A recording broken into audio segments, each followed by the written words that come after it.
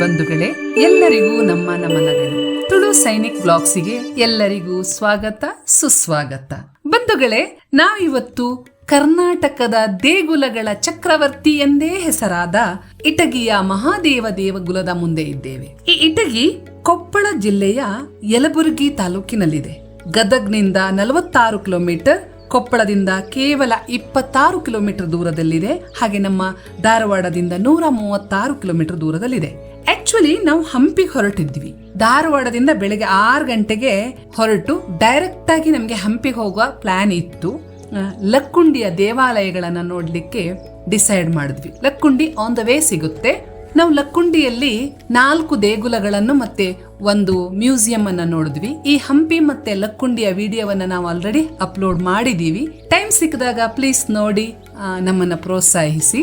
ಲಕ್ಕುಂಡಿಯಲ್ಲಿ ಎಲ್ಲಾ ಪ್ಲೇಸ್ ಗಳನ್ನ ನೋಡಾದ್ಮೇಲೆ ನಮ್ಗೊಬ್ರು ಅಲ್ಲಿಯ ಲೋಕಲ್ ಪರಿಚಯ ಆದ್ರು. ಅವ್ರು ನಮ್ಮನ್ನ ಕೇಳಿದ್ರು, ನೀವ್ ಎಲ್ಲಿಂದ ಬಂದಿದ್ರಿ, ನೀವ್ ಎಲ್ಲಿಗೆ ಹೋಗೋರು ಅಂತೆಲ್ಲ ಕೇಳಿದ್ರು. ನಾವ್ ಹೇಳಿದ್ವಿ ನಾವು ಹಂಪಿಗೆ ಹೋಗೋರು ಅಂತ. ಅವ್ರು ಹೇಳಿದ್ರು, ಹೇಗೂ ಹಂಪಿಗೆ ಹೋಗ್ತಿರಲ್ಲ, ಆನ್ ದ ವೇ ಇಟಗಿ ಎನ್ನುವ ಊರು ಸಿಗುತ್ತೆ, ಇಲ್ಲಿಂದ ಸುಮಾರು 12 ಕಿಲೋಮೀಟರ್ ದೂರ. ನೀವು ಹೇಗೂ ಬಂದಿದ್ದೀರಿ ಅದನ್ನು ನೋಡ್ಕೊಂಡು ಹೋಗಿ, ಅದು ತುಂಬಾ ಚೆನ್ನಾಗಿದೆ. ಇಟಗಿಯಲ್ಲಿ ಮಹಾದೇವ ದೇವಸ್ಥಾನ ತುಂಬಾ ಚೆನ್ನಾಗಿದೆ ಅಂತ ಹೇಳಿದ್ರು. ನಾವು ಅಷ್ಟು ಹೇಳಿದ್ರಲ್ಲ, ಹೇಗೂ ಆನ್ ದ ವೇ ಅಲ್ವಾ, ನಮಗೂ ದೇವಾಲಯ ನೋಡೋದಂದ್ರೆ ತುಂಬಾ ಇಷ್ಟ, ಅದಕ್ಕೆ ನಾವು ಇಟಗಿಗೆ ಹೋದ್ವಿ. ಈಗ ನಾವಿದ್ದೀವಿ ಇಟಗಿಯ ಮಹಾದೇವ ದೇಗುಲದ ಮುಂಭಾಗದಲ್ಲಿ. ಪೂರ್ವಾಭಿಮುಖವಾಗಿರುವ ಈ ದೇಗುಲ ಸುಂದರವಾದ ಮಹಾದ್ವಾರವನ್ನ ಹೊಂದಿದೆ. ಮಹಾದ್ವಾರವನ್ನ ದಾಟಿಕೊಂಡು ಮುಂದೆ ಹೋದ್ರೆ ಗರ್ಭಗೃಹದ ಮುಂಭಾಗದಲ್ಲಿ 2 ಮುಖಮಂಟಪಗಳಿವೆ. ಮೊದಲಿಗೆ ತೆರೆದ ಮುಖಮಂಟಪ. ಇದು ಸುಮಾರು 64 ಕಂಬಗಳನ್ನ ಹೊಂದಿರುವಂತ ವಿಶಾಲವಾದ ಮುಖಮಂಟಪವಾಗಿದೆ. ನೋಡಿ ಎಷ್ಟು ಸುಂದರವಾಗಿದೆ ಈ ಕಂಬಗಳು. ಒಂದು ಕಂಬತ್ತರ ಇನ್ನೊಂದಿಲ್ಲ. ಆಕಾರದಲ್ಲಾಗ್ಲಿ, ಗಾತ್ರದಲ್ಲಾಗ್ಲಿ, ಅದರ ಕುಸುರಿ ಕೆತ್ತನೆಯ ಕೆಲಸಗಳು ಹೇಗಿದೆ ನೋಡಿ, ಒಂದ್ರ ತರ ಇನ್ನೊಂದಿಲ್ಲ, ಅಷ್ಟು ಸುಂದರವಾಗಿವೆ. ಇದಾದ ನಂತರ ಮುಚ್ಚಿದ ಮುಖಮಂಟಪ ಇದೆ. ಅಂದ್ರೆ ಸುತ್ತಲೂ ಗೋಡೆಯನ್ನ ಹೊಂದಿರುವಂತ ಸುಂದರವಾದ ಕೆತ್ತನೆಯನ್ನ ಹೊಂದಿರುವಂತ ಮುಖಮಂಟಪ. ಇದರ ಮೇಲ್ಚಾವಣಿ ನೋಡಿ ಎಷ್ಟು ಚೆನ್ನಾಗಿದೆ. ಈ ಮುಖಮಂಟಪವನ್ನ ದಾಟಿ ಮುಂದೆ ಹೋದ್ರೆ ಮಹಾದೇವನ ಗರ್ಭಗೃಹ. ಗರ್ಭಗೃಹದಲ್ಲಿ ಶಿವಲಿಂಗ ಇದೆ. ಇಲ್ಲಿ ಪ್ರತಿದಿನ ಪೂಜೆ ಮಾಡ್ತಾರೆ. ನಾವು ಹೋದಾಗ ಅರ್ಚಕರಿದ್ರು, ಪೂಜೆ ಮಾಡ್ತಾ ಇದ್ರು. ನಾವು ಕೂಡ ಹರಹರ ಮಹಾದೇವ ನಮ್ಮನ್ನೆಲ್ಲ ಕಾಪಾಡು ಎಂದು ಪ್ರಾರ್ಥಿಸಿ ಸ್ವಲ್ಪ ಹೊತ್ತು ದೇವಸ್ಥಾನದಲ್ಲಿ ಕುಳಿತು ದೇವರನ್ನ ನೆನಪಿಸಿಕೊಂಡ್ವಿ, ದೇವರನ್ನ ಪ್ರಾರ್ಥಿಸಿಕೊಂಡ್ವಿ.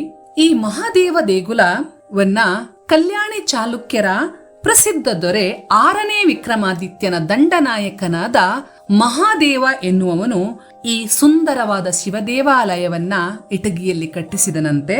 1112ನೇ ಇಸ್ವಿಯಲ್ಲಿ, ಅಂದರೆ ಸುಮಾರು 900 ವರ್ಷಗಳ ಹಿಂದೆ ಈ ದೇವಾಲಯವನ್ನ ಕಟ್ಟಿಸಲಾಯಿತು. ಮಹಾದೇವ ಕಟ್ಟಿಸಿರೋದ್ರಿಂದ ಈ ಶಿವ ದೇವಾಲಯವನ್ನ ಮಹಾದೇವ ದೇವಾಲಯ ಅಂತ ಕರೀತಾರೆ. ಈ ಮಹಾದೇವ ದೇವಾಲಯದ ಪಕ್ಕದಲ್ಲೇ ಇನ್ನೂ 2 ಗರ್ಭಗೃಹಗಳಿವೆ, ಅಂದ್ರೆ ದೇವಾಲಯಗಳಿವೆ. ಅವು ಯಾವುದಂದ್ರೆ ಮೂರ್ತಿನಾರಾಯಣ ದೇಗುಲ. ಇದು ನೋಡಿ ಮೂರ್ತಿನಾರಾಯಣ ದೇಗುಲ. ಆಮೇಲೆ ಪಕ್ಕದಲ್ಲೇ ಚಂದ್ರಲೇಶ್ವರಿ ದೇವಸ್ಥಾನ. ಚಂದ್ರಲೇಶ್ವರಿ ಮತ್ತೆ ಮೂರ್ತಿನಾರಾಯಣ ಅನ್ನುವರು ಮಹಾದೇವನ ತಂದೆ ತಾಯಿಗಳಂತೆ. ತನ್ನ ತಂದೆ ತಾಯಿಗಳ ಹೆಸರಿನಲ್ಲಿ ಅವರ ಸ್ಮರಣೆಗಾಗಿ ಈ ದೇಗುಲಗಳನ್ನ ಮಹಾದೇವ ಕಟ್ಟಿಸಿದನೆಂದು ಇತಿಹಾಸದಲ್ಲಿ ತಿಳಿದು ಬರುತ್ತದೆ. ಮಹಾದೇವ ದೇಗುಲದ ಸುತ್ತಮುತ್ತ ಸುಮಾರು 13 ಸಣ್ಣ ಸಣ್ಣ ಗರ್ಭಗೃಹಗಳು, ಗುಡಿಗಳಿವೆ. ಆ ಗರ್ಭಗೃಹದಲ್ಲೂ ಶಿವಲಿಂಗವಿದೆ. ಕಲ್ಯಾಣಿ ಚಾಲುಕ್ಯರ ಕಾಲಕ್ಕೆ ಸೇರಿದ ಹಲವಾರು ಶಿಲಾಶಾಸನಗಳನ್ನ, ದ್ವಾರಪಾಲಕರ ವಿಗ್ರಹಗಳನ್ನ, ರಾಮಾಯಣ ಮಹಾಭಾರತದಲ್ಲಿ ಬರುವಂತ ದೃಶ್ಯಗಳ ಚಿತ್ರಗಳನ್ನ, ಸಾಂಸ್ಕೃತಿಕ ಧಾರ್ಮಿಕ ಕಾರ್ಯಕ್ರಮಗಳನ್ನ ತೋರಿಸುವಂತ ಚಿತ್ರಗಳನ್ನೆಲ್ಲ ಈ ಗೋಡೆಗಳ ಮೇಲೆ, ಕಂಬಗಳ ಮೇಲೆ, ಮೇಲ್ಚಾವಣಿಯಲ್ಲೆಲ್ಲ ಸುಂದರವಾಗಿ ಕಲ್ಲಲ್ಲಿ ಕೆತ್ತನೆ ಮಾಡಲಾಗಿದೆ. ದೇವಾಲಯ ಸಂಪೂರ್ಣವಾಗಿ ಕಲ್ಲಿನಲ್ಲಿ ನಿರ್ಮಿತವಾಗಿದೆ. ಹೊರಗೆಲ್ಲ ನಾವು ಹೋದಾಗ ಮಧ್ಯಾಹ್ನ ಬಿಸಿಲಾಗಿತ್ತು, ಹೊರಗೆಲ್ಲ ತುಂಬಾ ಬಿಸಿಲಿತ್ತು. ಆದ್ರೆ ದೇಗುಲದ ಒಳಗೆ ತುಂಬಾ ತಂಪಾಗಿತ್ತು. ದೇಗುಲದ ಪಶ್ಚಿಮ ಭಾಗದಲ್ಲಿ, ಮಹಾದೇವ ದೇಗುಲದ ಪಶ್ಚಿಮ ಭಾಗದಲ್ಲಿ ಸುಂದರವಾದ 4 ಸೈಡ್ಗಳಲ್ಲಿ ಸ್ಟೆಪ್ಗಳನ್ನ ಹೊಂದಿರುವ ಪುಷ್ಕರಣಿ ಇದೆ. ಬಹುಶಃ ಆಗಿನ ಕಾಲದಲ್ಲಿ ದೂರ ದೂರದಿಂದ ಬಂದ ಭಕ್ತಾದಿಗಳಿಗೆ ಕುಡಿಯುವ ನೀರಿಗಾಗಿ ಅಥವಾ ಸ್ನಾನದ ವ್ಯವಸ್ಥೆಗಾಗಿ ಇದು ಮಾಡಿರಬಹುದು. ಈಗಲೂ ಕೂಡ ಅದ್ರಲ್ಲಿ ನೀರಿದೆ, ಆದ್ರೆ ಈಗ ಕೆಳಗದ್ರ ಒಳಗೆ ಇಳಿಯಕ್ಕೆ ಬಿಡೋದಿಲ್ಲ. ಆಮೇಲೆ ಮಹಾದೇವ ದೇಗುಲದ ಸುತ್ತಮುತ್ತ ಸುಂದರವಾದ ಹೂ ಗಿಡಗಳನ್ನ, ಲಾನ್ಗಳನ್ನೆಲ್ಲ ಬೆಳೆಸಿದ್ದಾರೆ. ತುಂಬಾ ಚೆನ್ನಾಗಿ ಮೇಂಟೈನ್ ಮಾಡಿದ್ದಾರೆ. ಮಹಾದೇವ ದೇಗುಲದ ದಕ್ಷಿಣದ ಭಾಗದಲ್ಲಿ ಇನ್ನೊಂದು ಮಂದಿರ ಇದೆ. ಇದು ಸ್ವಲ್ಪ ಸ್ಥಿತಿಲಾವಸ್ಥೆಯಲ್ಲಿದೆ. ಇದು ವಿದ್ಯಾಮಾತೆಯಾದ ಸರಸ್ವತಿ ಮಂದಿರವಂತೆ. ಆಗಿನ ಕಾಲದಲ್ಲಿ ಇದು ಗುರುಕುಲವಾಗಿತ್ತು.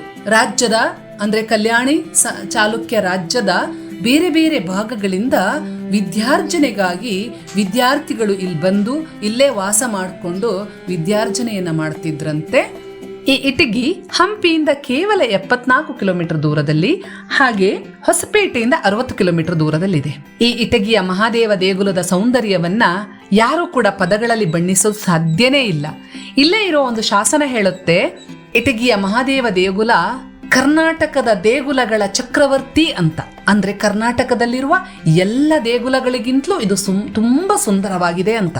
ಹಾಗೆ ನಾನೆಲ್ಲೋ ಒಂದ್ ಕಡೆ ಇತಿಹಾಸದಲ್ಲಿ ಓದಿದ್ದೆ, ಒಬ್ಬ ಬ್ರಿಟಿಷ್ ಇತಿಹಾಸಕಾರ ಹೇಳ್ತಾನೆ, ಕರ್ನಾಟಕದಲ್ಲಿರುವ ಎಲ್ಲ ದೇಗುಲಗಳಲ್ಲಿ ಈ ಮಹಾದೇವ ದೇಗುಲ ಕೂಡ ಅತ್ಯಂತ ಸುಂದರವಾಗಿದೆ, ಅತ್ಯಂತ ಸುಂದರವಾದ ದೇಗುಲ ಅಂತ ಒಂದ್ ಕಡೆ ಬರೀತಾರೆ. ಇಲ್ಲಿಯ ಸೌಂದರ್ಯವನ್ನ ನೀವು ಕೂಡ ಕಣ್ಣಾರೆ ಕಂಡು ಆನಂದಿಸಿ. ಜೀವನದಲ್ಲಿ ಯಾವಾಗ್ಲೂ ಕೆಲಸ ಇರುತ್ತೆ, ಬ್ಯುಸಿ ಇರ್ತೀವಿ, ಅದು ಇದು ಜಂಜಾಟ ಇದ್ದೇ ಇರುತ್ತೆ. ಆಗೊಮ್ಮೆ ಈಗೊಮ್ಮೆ ಫ್ರೀ ಮಾಡಿಕೊಂಡು ಇಂಥ ಸ್ಥಳಗಳಿಗೆ ಭೇಟಿ ಕೊಡಿ. ಇಟಗಿಗೂ ಒಮ್ಮೆ ಬನ್ನಿ, ಮಹಾದೇವನ ಆಶೀರ್ವಾದವನ್ನ ಪಡ್ಕೊಳ್ಳಿ. ಇಲ್ಲಿಯ ಸೌಂದರ್ಯವನ್ನ, ವಾಸ್ತುಶಿಲ್ಪವನ್ನ ಆರಾಧಿಸಿ ಎಂಜಾಯ್ ಮಾಡಿ. ದೇವ್ರು ನಿಮ್ಗೆಲ್ಲರಿಗೂ ಒಳಿತನ್ನ ಉಂಟು ಮಾಡಲಿ, ಒಳ್ಳೆಯ ಆರೋಗ್ಯವನ್ನ ಕೊಡ್ಲಿ ಅಂತ ಪ್ರಾರ್ಥಿಸ್ತಾ ನಮ್ಮ ಇವತ್ತಿನ ವ್ಲಾಗನ್ನ ನಿಲ್ಲಿಸ್ತಾ ಇದ್ದೀವಿ. ನಮ್ಮ ಈ ಸಣ್ಣ ಪ್ರಯತ್ನ ನಿಮಗಿಷ್ಟ ಆದ್ರೆ ಲೈಕ್ ಮಾಡಿ, ಹಾಗೆ ಸಬ್ಸ್ಕ್ರೈಬ್ ಮಾಡಿ, ನಮ್ಮನ್ನ ಪ್ರೋತ್ಸಾಹಿಸಿ. ಬಂಧುಗಳೇ, ಧನ್ಯವಾದಗಳು. Thank you.